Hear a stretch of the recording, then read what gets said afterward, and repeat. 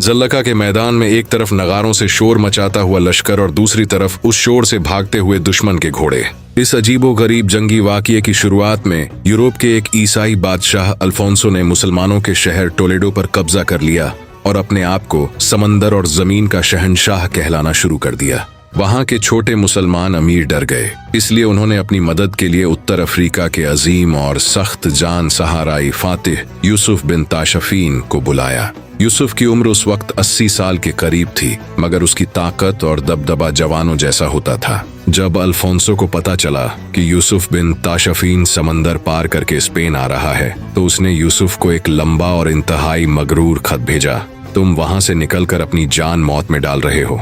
मेरे पास इतनी बड़ी फौज है जिसके घुड़सवार आसमान के सितारों की तरह बेशुमार हैं। मेरे सिपाही और घोड़े लोहे में लिपटे हुए हैं। अगर तुम में हिम्मत है तो मैदान में आना। जब ये लंबा खत यूसुफ बिन ताशफीन को मिला और उसने वो खत पढ़ा, तो जवाब में उसने कोई लंबा खत नहीं भेजा, बल्कि उसने अल्फोंसो के उसी खत को उल्टा किया और उसके पीछे छोटा सा एक जुमला लिख दिया। तुम्हारा जवाब वो है जो तुम अपनी आंखों से देखोगे, वो नहीं जो तुम इन कागजों पर पढ़ोगे।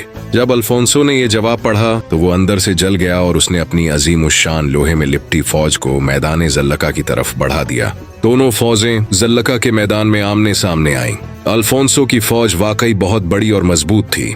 यूसुफ बिन ताशफीन जानता था कि इन लोहे के पहाड़ों को तलवारों से तोड़ना मुश्किल है, इसलिए यूसुफ अफ्रीका से अपने साथ ऐसी चीज लाया था जो यूरोप वालों ने आज तक कभी न देखी और न सुनी थी। जानवरों की मोटी खाल से बने हुए बड़े बड़े अफ्रीकन जंगी नगारे।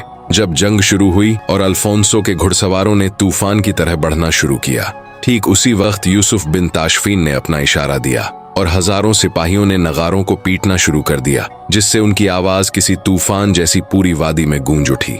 नगारों की इस दहशत भरी आवाज से जमीन हिल रही थी। अल्फोंसो की फौज के घोड़ों ने जब ये भारी लहरों वाली आवाज को सुना तो वो पागल हो गए।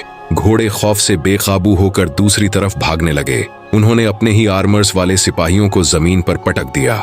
अल्फोंसो की वो सितारों जैसी फौज किसी मुसलमान तलवार के पहुंचने से पहले ही सिर्फ आवाज के खौफ से आपस में टकरा कर तबाह हो गई। इस मैदान में अल्फोंसो को ऐसी इबरतनाक शिकस्त हुई कि वो अपनी एक टांग कटवाकर वहां से सिर्फ चंद सिपाहियों के साथ अपनी जान बचाकर भाग गया।